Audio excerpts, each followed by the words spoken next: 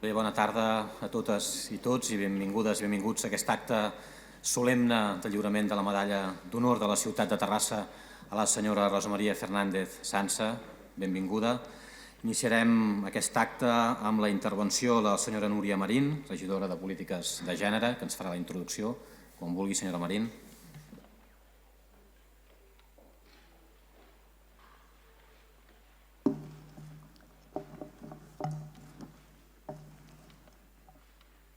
Alcalde, senyores, senyors, gràcies per acompanyar-nos en aquest acte de la concessió de la medalla d'honor de la ciutat de Terrassa a la senyora Rosa Maria Fernández Sansa, que ha impulsat l'Ajuntament de Terrassa per reconèixer la seva contribució a la defensa dels drets de les dones. Rosa Maria Fernández Sansa va ser pionera de les polítiques públiques d'igualtat de gènere. Potser avui dia, després de 40 anys de la transició democràtica, no arribem a copsar com de valentes van ser les nostres antecessores quan van assumir el repte de crear dins les institucions espais de treball específics a favor de la igualtat. Els anys 80 i 90 del segle passat no van ser temps fàcils pel feminisme, ni per les feministes que, com la Rosa Maria, patien també sexisme i veien qüestionades les seves reivindicacions dins els partits polítics, els moviments socials i, per descomptat, dins les administracions públiques.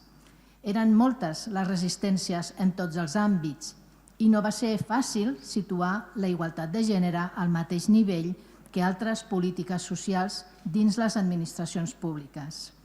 Eren temps en què des de dins i des de fora es qüestionava fortament si era prioritari invertir en crear i mantenir serveis específics per a les dones. Per això és tan important visualitzar i reconèixer la tasca d'aquelles primeres dones feministes de casa nostra que, com la Rosa Maria Fernández Sansa, primer a l'Ajuntament de Terrassa i després a la Diputació de Barcelona, van treballar de manera incansable, compromesa i discreta per situar les polítiques d'igualtat en el centre de l'agenda política i per consolidar les polítiques d'igualtat dins les administracions públiques catalanes. I ho continua fent.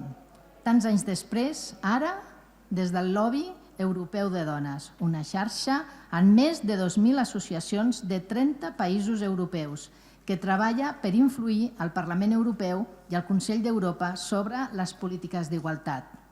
A més, a la Rosa Maria li hem d'agrair que, malgrat les seves múltiples responsabilitats en aquest àmbit, mai s'ha desvinculat del moviment feminista de la nostra ciutat.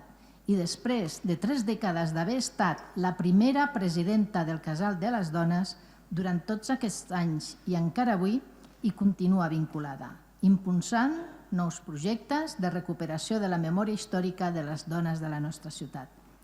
Les seves contribucions a la lluita feminista des de l'activisme i des de les institucions mereixen ser reconegudes des d'aquest ple perquè han ajudat a fer de Terrassa una ciutat més lliure i més igualitària.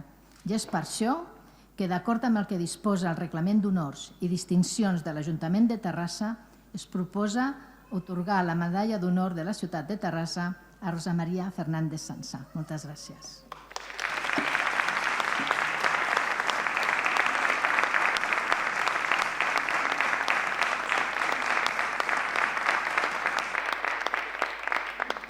Moltes gràcies, senyora Marín. Tot seguit, la senyora Emma Fernández, militant feminista, s'encarregarà de fer la glosa de la nostra homenatjada. Com vulgui, senyora Fernández. Moltes gràcies per acceptar fer la glosa.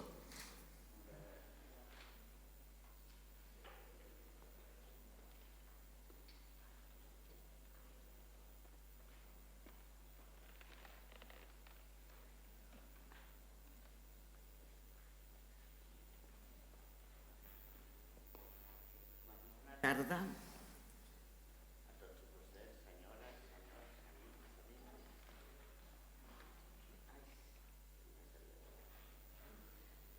Gràcies. Bueno, estic una mica nerviosa, però no... Així que El meu nom és Emma Fernández López. Jo escric en castellà, ho sento. La vida. Es un gran placer estar hoy aquí para acompañar a mi muy querida amiga Rosa María, con la que me unen lazos profundos de amistad y de militancia feminista.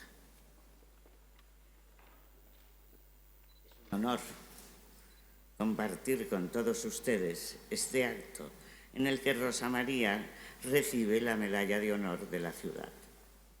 El acto está presidido por el ilustrísimo señor Jordi Ballard y Pastor, alcalde del Ayuntamiento de Terrassa.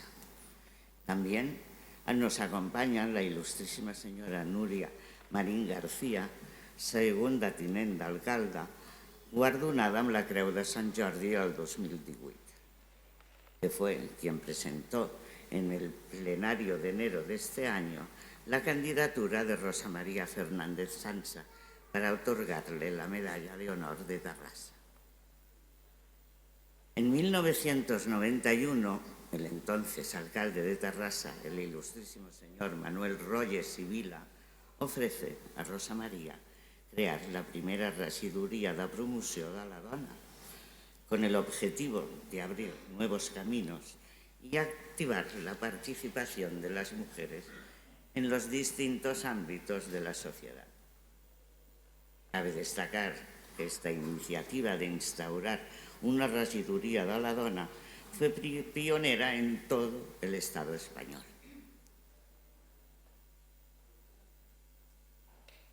Això voldria nomenar a una amiga meva i també feminista de Socarrel, que no està posada enlloc, però com que l'han tingut que operar avui perquè va tindre un accident i no ens pot acompanyar, però li envia a la Rosa María moltes felicitats.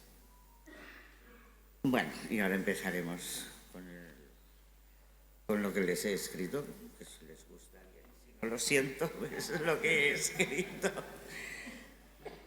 La clave del triunfo feminista está en la paciencia revolucionaria. María José Orruzola.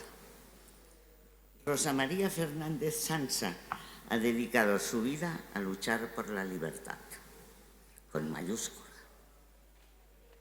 Siempre ha sido una mujer valiente y perseverante.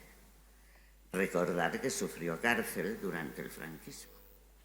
Tras su detención en la tétrica comisaría de Terrassa en la calle Unión, y una vez en prisión se dedicó a dar clases de catalán y a tejer prendas de lana, a estudiar, a trabajar como siempre. Cuenta que en su infancia tuvo un maestro de excepción, su abuelo, quien le inculcó que debía prepararse para lograr ser independiente. Este ha sido el hilo conductor de la existencia de Rosa María. Estudiar con ahínco, trabajar duro desde la adolescencia, además de impulsar una batalla tras otra al fin de lograr que las mujeres pelearan con alegría, porque la lucha es por alcanzar sus derechos y que la llevaría a defender el feminismo de la igualdad. He de confesar que estoy como Santa Teresa de Jesús. Vivo sin vivir en mí, pero paso las noches escribiendo mentalmente. Cada noche el relato es diferente, pensando en cómo puedo transmitir la magia que emana Rosa María. He hurgado en mis recuerdos y vienen a mi memoria imágenes de vivencias personales y de militancia feminista en distintos foros compartidos con ella. La veo leyendo poesía. La poesía requiere silencio. Es contemplación. Todos sabemos que Rosa María es acción en estado puro, pero también una persona que piensa, que posea un agudo criterio propio, No es casualidad que haya estudiado Historia del Arte y Antropología Cultural. Perdoneu, però m'he de posar les altres ulleres.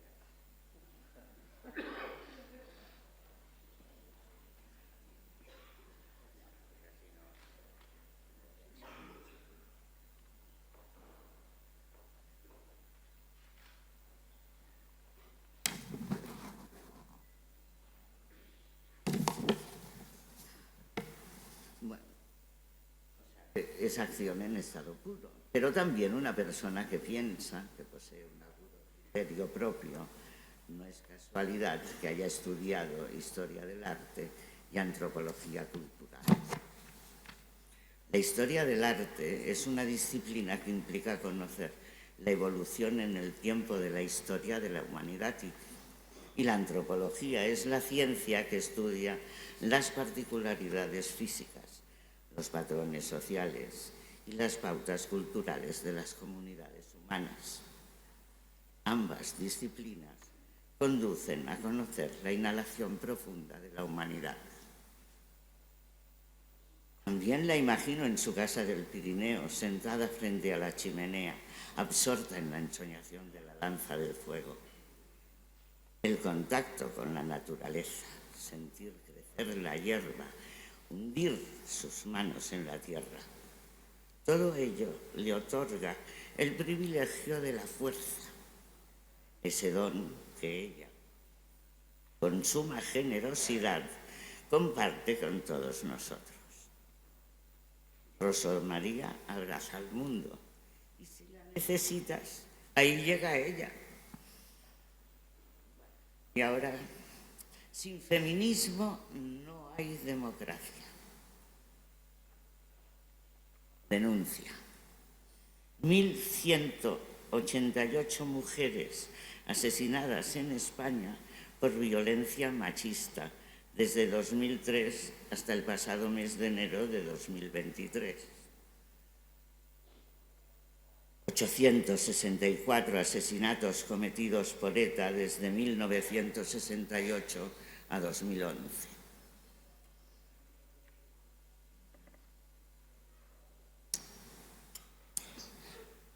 O sea que sin ponernos demasiado exigentes podríamos decir que las mujeres sufrimos desde hace, me atrevería a decir, seré simpática, diré siglos, terrorismo. El filósofo Byung-Chul Han, en Capitalismo y Pulsión de Muerte, indica que en ciertos casos, la cita es textual, los datos por sí solos no aportan sentido ni verdad. Son necesarios, pero hay mucho que escarbar dentro de los datos. Hago mía esa idea y les prometo que no les acribillaré con aburridas cifras. La tiranía que soportan las mujeres en el mundo es infumable.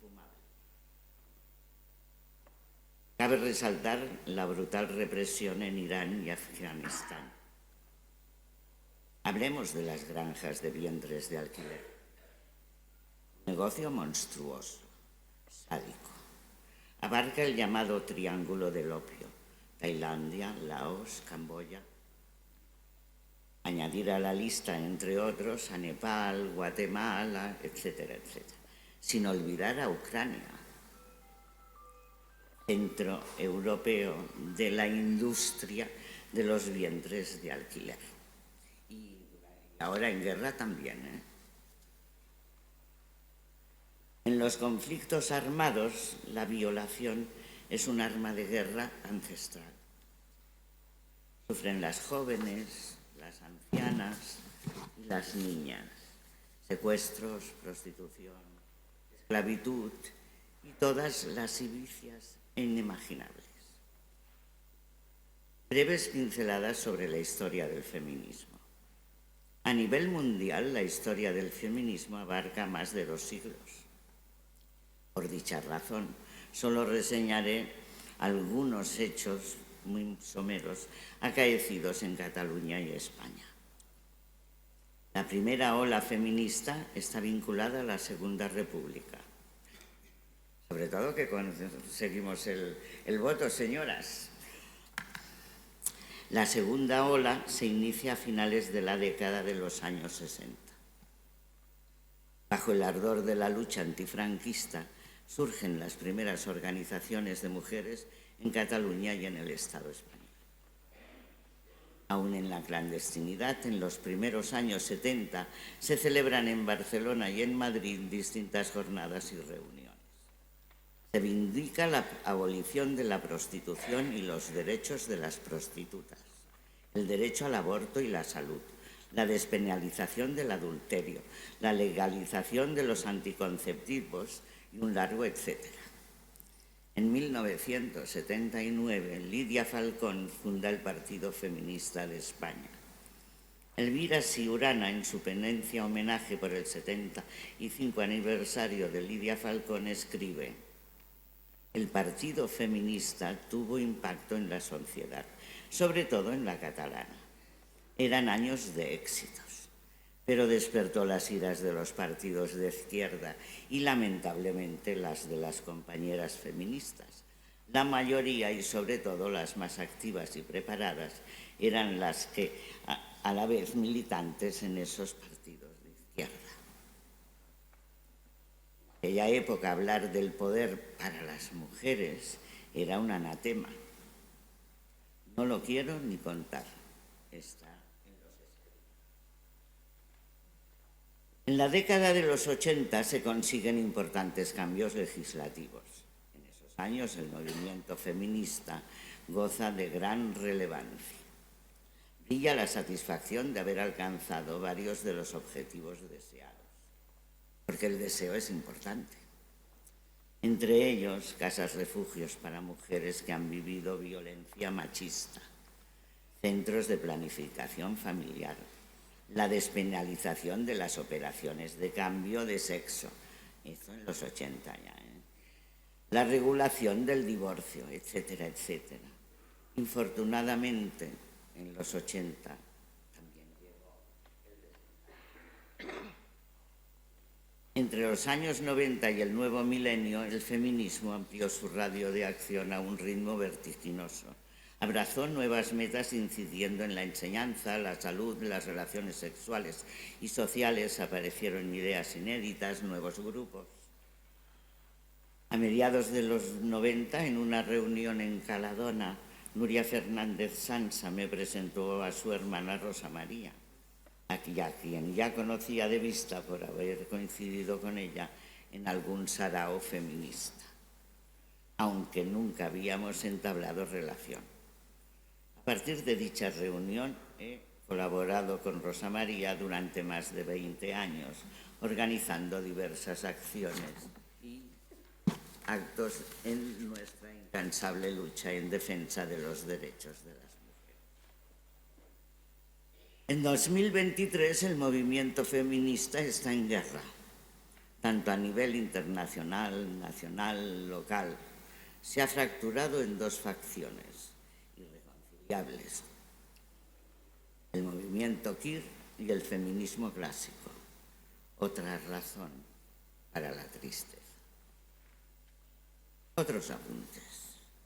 La Plataforma Catalana de Suport al Lobby Europeu de Dones, el Lobby Europea de Mujeres de España, el LEM, miembro del European Women's Lobby, y el Lobby de Donas de Cataluña colaboran con distintas entidades feministas para erradicar la prostitución.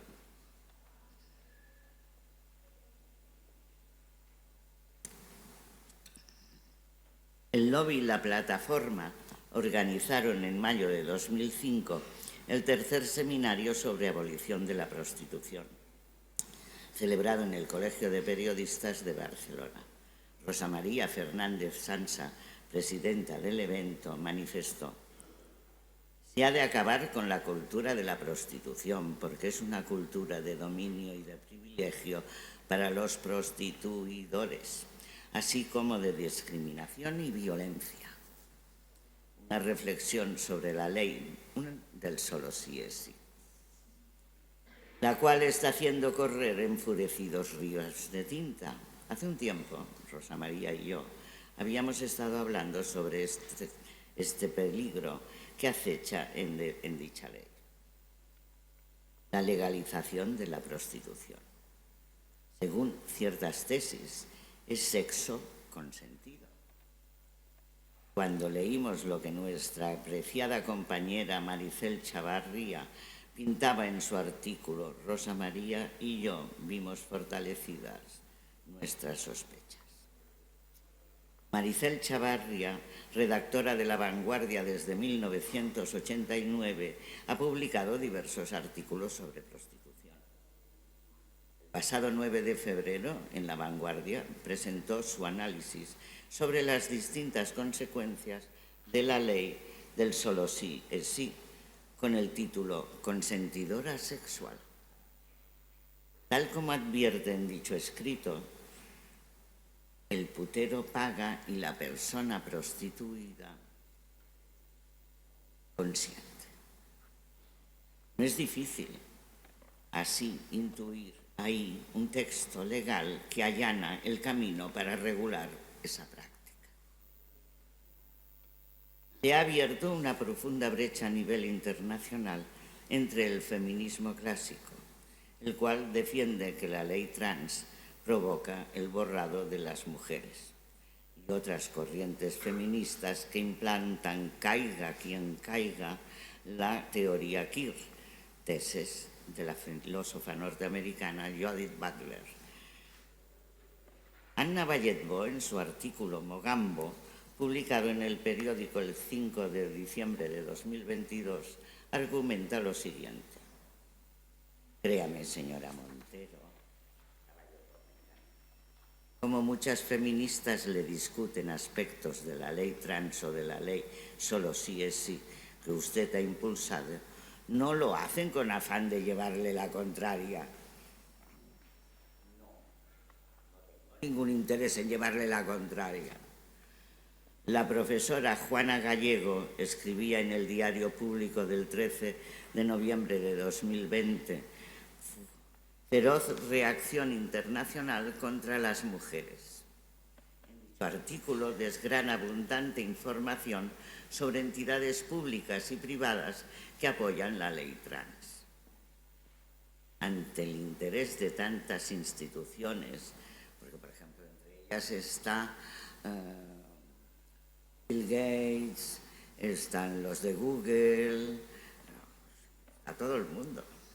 Ante el interés de tantas instituciones lanza una pregunta: ¿no os hace levantar sospechas sobre las benévolas intenciones que les mueve? Juana Gallego ha sufrido en carne propia la represión por defender sus ideas. Antoni Puigvert, La Vanguardia, 16 de noviembre de 2021, nos advierte en Modas inmoderables. Según sus palabras, la ideología de género se propone borrar las fronteras sexuales. Es una operación de reeducación antropológica comparable en radicalidad a las más atrevidas de la historia. Descansar un poquito de tanto. Algunas anécdotas para terminar. Un sábado por la mañana, día de mercado, Rosa María venía a visitar nuestra nueva morada. Hacía poco que Jean-Pierre y yo nos habíamos trasladado a Vilafranca del Penedès. Ella conocía Vilafranca. Nuestro punto de encuentro era en una calle cercana al ayuntamiento. Pasaba el tiempo y Rosa no aparecía. Sabíamos que estaba en Vila. Debo reconocer que en estos casos el móvil es una maravilla. Ring, ring. Rosa, cariño, ¿dónde estás? Algo raro pasaba. Oía a Rosa como si estuviera a mi lado. Me di la vuelta y allí estábamos, espalda contra espalda. Fue un momento realmente jocoso. Rosa María y yo amamos el arte. Participábamos en unas jornadas sobre feminismo en Madrid. El segundo día, entre la comida y la primera sesión de la tarde, decidimos fugarnos y rendir una visita al Museo Thyssen. Hay que reconocer que el Thyssen posee un glamour especial. No solo su colección es magnífica, además es como un suntuoso sillón orejero que te abraza. De frente al Thyssen. Nada más entrar en el hall, nos dimos de frente con dos colegas. Ellas también se habían escaqueado del evento. Las cuatro juramos que jamás de los jamases confesaríamos nuestra escapada. 8 son los tesoros que posee Rosa María: una hija, 2 hijos, 2 nietos y 3 nietas. Para Nadal, junto con Miquel, se reúnen todos para disfrutar de la laboriosa y sabrosa escudella y carne de olla que cocina Rosa María. Parece ser que hay una larga lista de espera. Algunas lenguas dicen que puede compararse a las de la sanidad. Para ser adoptado por un día y así poder degustar, aunque no sea Nadal, la sin par escudella de los 8 tesoros. A ver, tesoros. Y entonces ya. Y para acabar, la rosa no dejaría de ser rosa y de esparcir su aroma, aunque se llamase de otro modo. William Shakespeare en la obra de Romeo y Julieta. Gertrude Stein escribió el aforismo: rosa es una rosa, es una rosa, es una rosa. La primera rosa es el nombre de una persona, el cual formaba parte del poema Sacred Emily. Stein pensaba que con aquel verso la rosa se hizo roja por primera vez en la historia de la poesía en inglés. La bandera de Rosa María es roja, es roja, es roja. Es la marca de su singular hacer allí donde teje su labor. Gracias.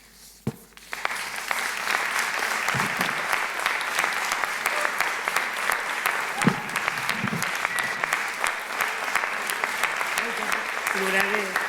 Ahí vaig sonar, Ai, gràcies a vosaltres. Que m'emocionaré i ploraré, Serà espantós. Bueno, espero que te haya gustado, querida amiga mía. Tot és per tu. Bé, moltes gràcies, Emma, per aquesta meravellosa glosa. I tot seguit es procedirà a la lectura per part de la senyora Natàlia Perona, secretària de l'expedient instructor de l'acord plenari celebrat el proppassat dia 24 de febrer del 2023, on s'acordà la concessió de la medalla d'honor de la ciutat a la senyora Rosa María Fernández i Sansa.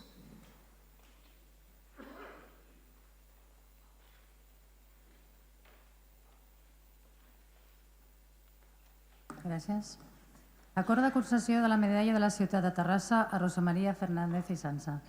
L'excel·lentíssim Ajuntament en ple, reunit el proppassat dia 24 de febrer de 2023, recollit la proposta de la Junta de Portaveus amb el suport de la totalitat dels grups municipals, va acordar aprovar l'expedient tramitat en compliment del que disposa el reglament d'honors i distincions de l'Ajuntament de Terrassa, d'acord amb els articles 189 i 190 del Reglament d'Organització, Funcionament i Règim Jurídic de les entitats locals de 28 de novembre de 1986, relatiu a la concessió de la medalla d'honor de la ciutat de Terrassa a la senyora Rosa María Fernández Sansa i, en conseqüència, concedir aquesta distinció com a prova de reconeixement per la seva trajectòria a la defensa de la lluita feminista i la defensa de les polítiques d'igualtat.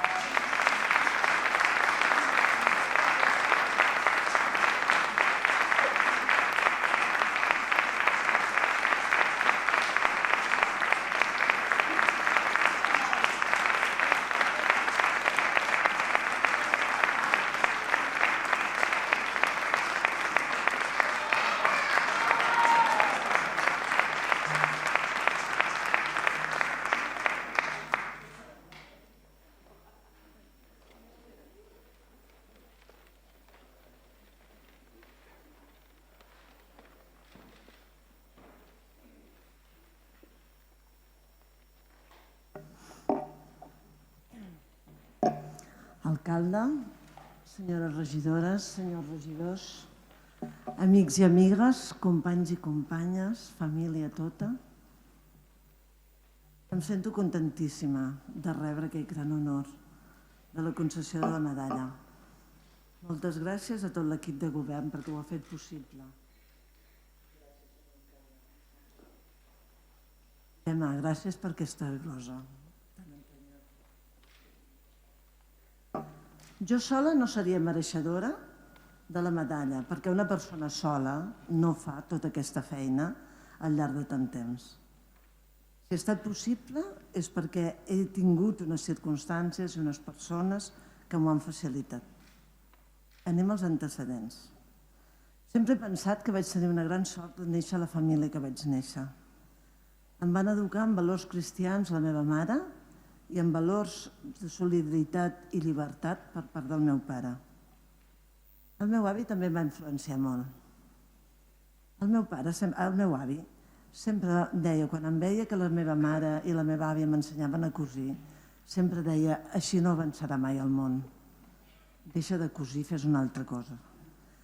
Però és que la meva mare i la meva àvia es guanyaven la vida cosint a casa i per tant és el que ens ensenyaven. Per la meva mare vaig anar sempre a missa, fins un dia, als 17 anys, davant del Sant Esperit, vaig decidir que no entrava mai més. I sabia que no entraria mai més, com ho he fet, no he entrat mai més, perquè les ensenyances de Jesús, l'Església no les duia a terme, i em semblava una contradicció total. El meu pare era el petit de 4 germanes, que l'acusaven de que m'estimulés a estudiar, tot dient-li que no em casaria mai. Ell em deia que no els hi fes cas, que jo el que havia de fer era estudiar i viatjar molt, per veure que el món era molt diferent del que vivíem aquí. I que si em casava, que ho fes tard, però que primer havia de conèixer moltes coses. D'aquí el primer viatge a França amb la meva amiga Núria Boixaderes amb autostop.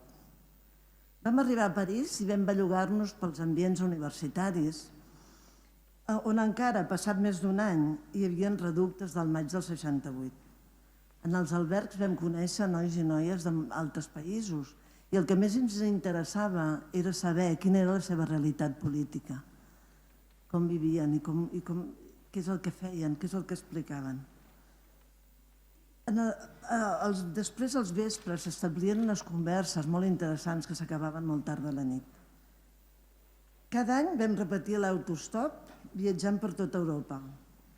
Acabàvem tots els viatges a Marsella, on vivia el meu oncle Fernández. A Badalona en diem oncle. Anarcosindicalista de la CNT, militant i vaguista de la canadenca. I ara faig un parèntesis. A la vaga de la canadenca i la seva extensió a totes les fàbriques del tèxtil va comportar que el 80% de les vaguistes fossin dones, i això no s'explica mai. I tanco el parèntesis. El meu oncle, dic, ens portava a conèixer anarquistes exiliats com ell. En una d'aquestes visites vam conèixer a la Federica Montseny. Ens omplien la motxilla de llibres anarquistes, evidentment il·legals a l'Espanya franquista, que els passàvem les fronteres a dintre els sacs de dormir i que ens feia por, però no ens van enganxar mai. Com podeu veure, a cada viatge rebíem una bona formació política. Quan amb la meva família vam venir a viure aquí a Terrassa el 1966, vaig buscar de seguida algun agrupament escolta. Doncs a Badalona jo ja hi participava i era la manera de trobar amigues. A l'escoltisme vaig copsar l'estimació per Catalunya i les diferències entre nois i noies en quant a les possibilitats d'activitats. Quan comences a qüestionar les diferències de tracte, de drets, de possibilitats i de vides molt més lliures per part dels homes, et va sorgint la rebel·lió de la injustícia que això suposa. A la universitat, si t'interessava, entraves en contacte amb organitzacions polítiques, partits polítics, però en cap dels seus discursos plantejaven la discriminació de les dones. Però també és veritat que així és com vaig començar a militar políticament. Estava convençuda, i segueixo estant-ne, que els drets de les dones en igualtat de condicions és el pilar fonamental per construir la democràcia, aquella que defensàvem i la que avui també defensem o volem que sigui. Al setembre del 1975 vaig ser detinguda i empresonada per la meva militància política, juntament amb moltes més dones. Des del 1972 militava en un grup polític. La detenció i l'empresonament van ser una experiència de molts sentiments. Va ser dura i amarga, però també solidària entre les persones que estàvem allà dintre, totes les preses. També va créixer molt el meu pensament analític, vaig analitzar molt allà dintre. Vaig tornar a la universitat per acabar la carrera. El meu pare havia mort el 1974. Jo era la filla gran i em vaig responsabilitzar del negoci familiar. Tenia una germana i 2 germans que encara eren molt petits. Un de 5 anys i un de 7, en Jordi i el Xavi, que està per aquí. Però jo volia acabar la llicenciatura. Vaig compaginar l'estudi i el treball com sempre havia fet. I per sort, el 1976, al Paranimf de la Universitat de Barcelona, s'organitzen les primeres jornades catalanes de la dona, on es van exposar per primera vegada en un fòrum de debat públic i obert les reivindicacions i demandes de les dones després de tants anys de dictadura. Allí vaig entendre el valor de la comunitat que lluita junta. Com bé diu la Simone de Beauvoir en El segon sexe, el feminisme és una manera de viure individualment, però de lluitar col·lectivament. Vam tenir necessitat d'espais propis, espais de reivindicació i de socialització, on trobar-nos i identificar-nos. Vam constituir associacions. Va ser aleshores que vaig optar per la lluita feminista com l'eix de la meva aportació a la societat. Així doncs, la meva experiència feminista arrenca en gran part a la família, en una altra part incipient a l'escoltisme i especialment a la universitat. La rebel·lia era gran, perquè el masclisme imperant, junt amb el feixisme, ens ofegava. I per això, a començaments dels anys 70, vam optar per actituds contràries a les normes que ens imposava el nostre gènere. Desafiàvem els conservadorismes, entràvem soles o amb amigues als bars, començàvem a fumar i a prendre alcohol. Vam desterrar les sabatetes de xarol amb una miqueta de talonet que els agradava tant a les nostres mares. Ens vam posar faldilles i ens vam penjar una cistella. Vinc d'una generació de feministes que van lluitar per aconseguir els anticonceptius, l'avortament, les guarderies, el divorci, la baixa maternal, la llibertat sexual per les dones, perquè per elles ha existit sempre, l'escola mixta, la independència econòmica, el respecte a les pròpies decisions, la rebel·lió contra el domini del pare o el marit que ens havien d'autoritzar si volien viatjar, estudiar, tenir un negoci, etc. Una generació que ens vam independitzar dels pares, dels companys, dels ensenyaments religiosos, de les ments caduques catòliques que s'estiraven els cabells cada cop que marxàvem d'excursió nois i noies juntes. L'objectiu, però, era rebel·lar-se contra el nostre destí. Un destí que no escollíem personalment, sinó que era fruit d'un sistema social del patriarcat, imposat per la religió i la dictadura.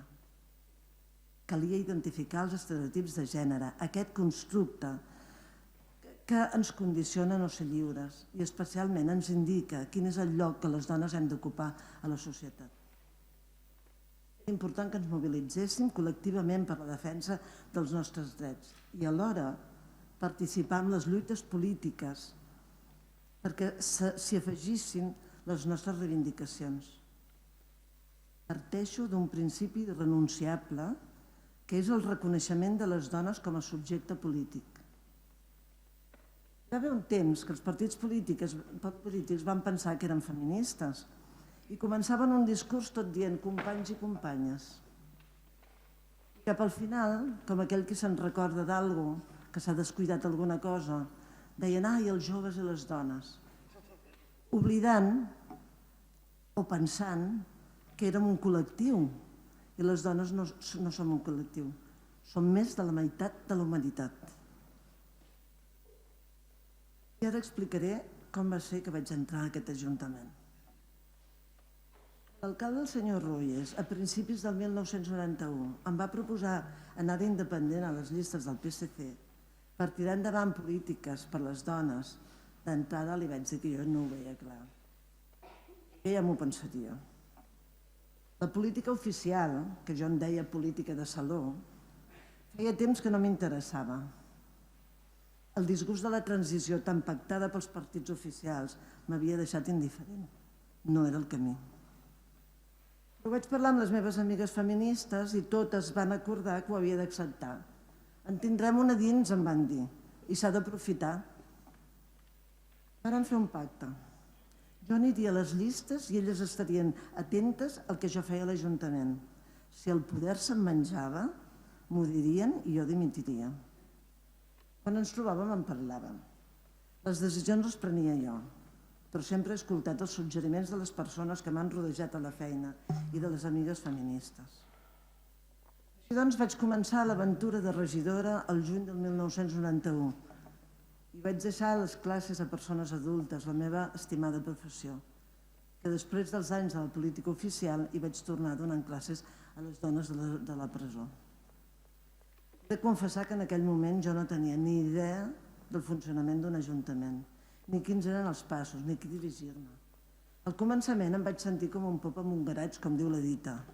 Però de seguida el Manel Galindo, cap de gabinet de l'alcaldia, em va venir a salvar. I sempre que el vaig necessitar em va donar un cop de mà.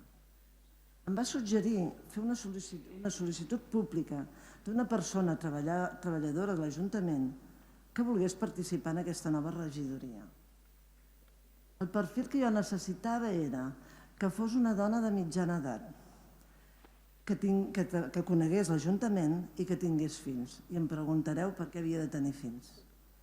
Doncs perquè si treballava fora de casa i treballava dintre de casa, la seva vida és una mica més difícil que no si et quedes a casa. I a més, si no era molt joveneta i tenia una certa edat, ja coneixia molts problemes de les dones que patien les dones. Per tant, necessitava que coneixés l'Ajuntament però que tingués també. Tot seguit, l'Amparo Villar es va oferir. Tenim la mateixa edat, Agraeixo a l'Amparo que es va entusiasmar des del primer moment. S'hi va llançar de cap. Totes dues van desenvolupar la regidoria de promoció de la dona. Cada una, des de la seva posició, vam anar donant vida als projectes i als programes. I mica en mica vam aconseguir el pressupost que necessitàvem pels nostres objectius.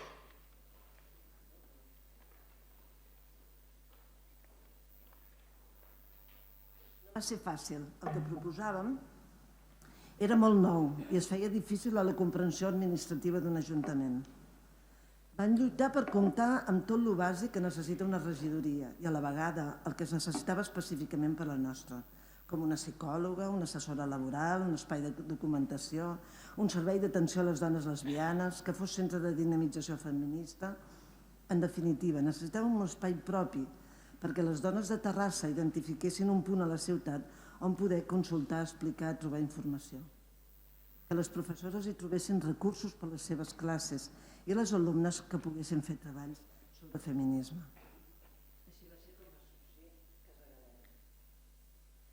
Molt aviat vam haver d'ampliar personal i des del mateix Ajuntament es van oferir dones per treballar a la nova regidoria. Moltes gràcies a totes elles. Vam tenir una gran resposta ciutadana i la Casa Galèria es va anar consolidant com un centre de referència per a les dones de la ciutat. Era l'espai propi per a les dones de qualsevol racó i condició social de Terrassa. Cada cop es feia més gran. A vegades a petició d'elles i d'altres perquè copsàvem en les consultes d'altres dones, vam creure en la necessitat d'estendre la formació a col·lectius diversos. Formació al Col·legi d'Advocats, als metges de la Mútua, a la policia local i nacional. Les dones no queien cada dia per les escales, com deien els informes. Ni havien de declarar davant de tothom, ni sentir-se qüestionades per si la culpa era seva. Aquests col·lectius necessitaven eines i les van acceptar molt bé. A la vegada vam pensar en la necessitat d'un espai formal com el que tenien totes les regidories i vam constituir el Consell Municipal de la Dona. Allí estaven representats, evidentment, tots els partits polítics i les associacions de dones que hi havia a la ciutat. Un espai de posta en comú de les propostes de la regidoria i de les propostes de les associacions de dones que hi havia a la ciutat. El 8 de març es planificava i s'organitzava des del Consell. Sincerament, crec que entre totes vam posar les bases perquè la Casa Galèria, al llarg del temps, segueixi sent el motor de noves propostes i projectes i s'hagi ampliat a més àmbits. Cal dir que el senyor alcalde, el senyor Royes, sempre ens va recolzar. No vull deixar d'agrair a la Isi Mena i a la Teresa Casanovas la gran feina que em van estalviar i que me la van fer molt més fàcil. He pensat que qui tenia secretària tenia una gran sort. I ho vaig constatar realment amb elles. Gràcies, Secres, sé que esteu per aquí. Després vaig assumir la regidora de Cultura, on hi havia un equip de professionals molt potents, que m'ho van fer molt fàcil, i una secretària esplèndida, la Sílvia Pinyol. És una etapa molt bona, on vam treballar molt, però vull significar el monument de la dona de l'Andreu Alfaro. Un monument amb homenatge a tantíssimes dones que van engrandir les fàbriques terrassenques del tèxtil amb el seu treball d'hores i hores. No vull deixar de mencionar una altra regidoria que també se'n va encomanar, la de Comunicació i Turisme, amb un equip de dones molt professionals, de les quals em vaig aprendre molt. Gràcies també a elles. Sempre he preferit treballar en equip, sense eludir la responsabilitat de la decisió ni les seves conseqüències. No amagaré que al llarg del camí hi van haver algunes pedres, però les vam anar saltant. Gràcies a totes les dones i els homes amb qui vaig treballar i vaig poder fer el que se m'havia encomanat. Després va venir la Diputació per poder oferir als ajuntaments propostes que els facilitessin dur a terme les polítiques d'igualtat. Remenant en la història veiem que hi ha hagut moltes dones que han treballat perquè la societat fos com la coneixem ara, però en moltes ocasions els seus noms no apareixen. A elles, les pioneres, les transgressores del temps, els devem molts dels conceptes i idees que avui ja estan assumits socialment. Un document considerat el text fundacional del feminisme com a moviment social, la Declaració de Sèneca Falls 1848, el mateix any que Marx i Engels publiquen el seu manifest comunista. Quina diferència de tracte! Sèneca Falls ha estat enterrat i amagat durant la història. El manifest comunista ha estat expandit per tota la humanitat. Com aquest ignorant document, sabem de dones, artistes, pintores, musicòlogues, científiques que no en sabem els noms. Ni de les dones que van posar les bases ideològiques del feminisme, com Christine de Pizan al segle XV, Olímpia de Gouges i moltes més. Sabem també de dones anònimes, lluitadores, mestresses de casa, obreres rebels, milicianes, sindicalistes i un llarg etcètera que han obert camí a altres dones i per elles avui hem aconseguit els drets que tenim. M'agradaria haver contribuït a obrir el camí a les dones. I per anar acabant us dic que al llarg de la meva vida sempre he estat rodejada de dones valentes que m'han fet coixí. De totes elles he après el valor de l'amistat i, com diu Marcela Lagarde, són les meves sòcies de la vida. Saludo les amigues que compartim els lobbies de Madrid i Barcelona, amb qui encara seguim activament treballant per la igualtat de drets. Contenta de veure tantes amigues aquí que m'acompanyen. La Marta, l'Amor, la Rosa, la Maite, la Núria. Una gran abraçada a les amigues de Terrassa, les tres Carmes, l'Assun, l'Anna, la Pilar, la Teresa, la Cris, la Maria, l'Helena. Saludo també a la Mercè i a totes les dones del Casal de la Dona i a les dones de les associacions amb qui vam treballar.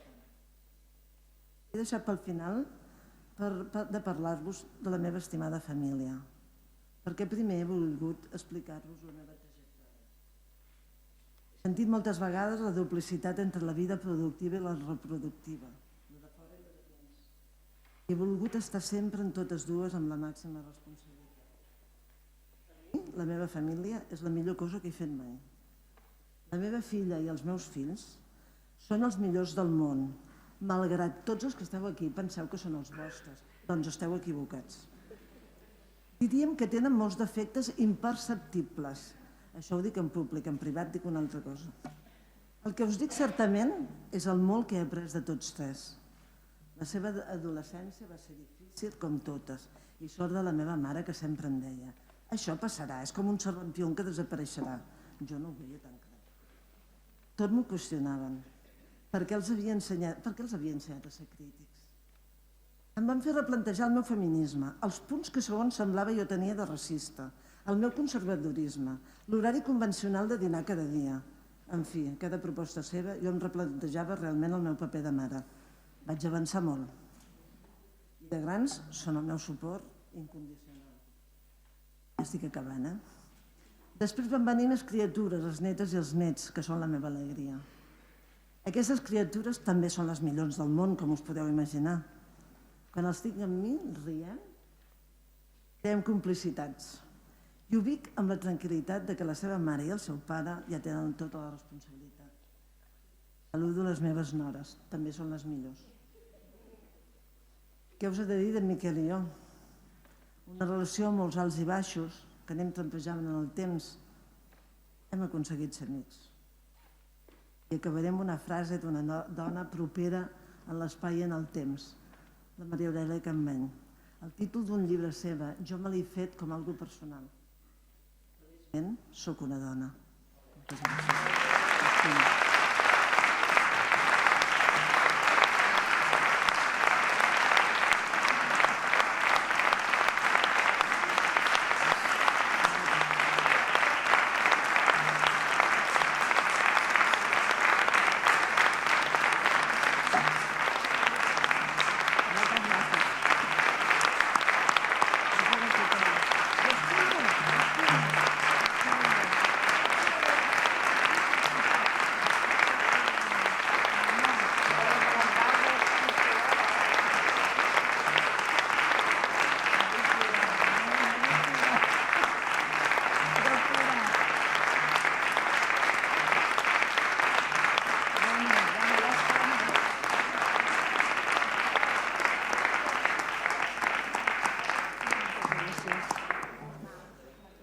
Moltes gràcies a tothom.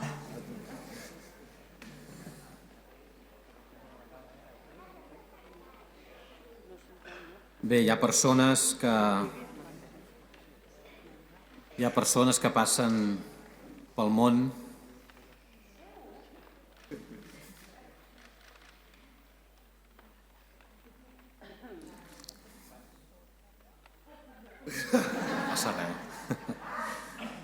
Hi ha persones que passen pel món millorant la vida dels altres, lluitant contra les injustícies i obrint portes i finestres a la llibertat, a la igualtat i als drets humans.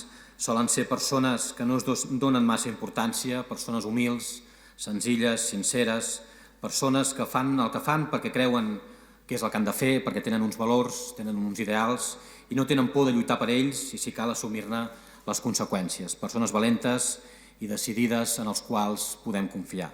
Persones que construeixen, persones que creen lligams i xarxes, persones capaces de donar la mà i entendre's amb altres persones que pensen diferent. La Rosa Maria Fernández i Sansa és una d'aquestes persones, una dona que deixa empremta, tot i que acostuma a ser molt discreta. Per això avui li atorguem el màxim honor cívic, la medalla d'honor de la ciutat de Terrassa, que és el reconeixement a una trajectòria singular de tota una obra i una vida que ha contribuït decisivament a fer de Terrassa una ciutat millor i a fer que moltes persones visquin millor. Demà passat, 8 de març, celebrem el Dia de la Dona Treballadora.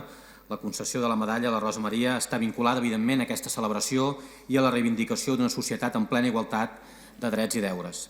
La medalla és, doncs, un missatge de ciutat adreçat a tota la ciutat, a més d'un reconeixement a la tasca que ha fet com a professora, com a regidora o com a activista feminista. La Rosa Maria no és fàcil d'etiquetar ni d'encasellar, crec que aquesta és una de les seves virtuts. Té moltes facetes, ha fet molta feina en molts àmbits, a vegades a la llum pública, d'altres en la seva vida privada i professional. Però totes aquestes facetes estan relacionades i són absolutament coherents amb l'esperit que ella porta dins. La llibertat, la igualtat, el respecte, la justícia, la lluita pels drets de les dones, però també pels drets de tothom, la capacitat de sumar, de buscar espais de diàleg i d'intentar sempre construir acords, pactes, consensos, la constància, la coherència i la tenacitat. I també, sens dubte, la valentia, de la qual hi ha moltes proves a la seva biografia. Tot això és el que ens porta avui a atorgar-li la medalla d'honor de la ciutat de Terrassa, perquè hi ha un amplíssim consens per considerar-la una terrassenca exemplar. Aquest és el màxim honor que podem donar a una persona, declarar públicament que és un exemple per totes i tots nosaltres, al mateix temps que li agraïm tot el que ha fet per la nostra ciutat i pel nostre país.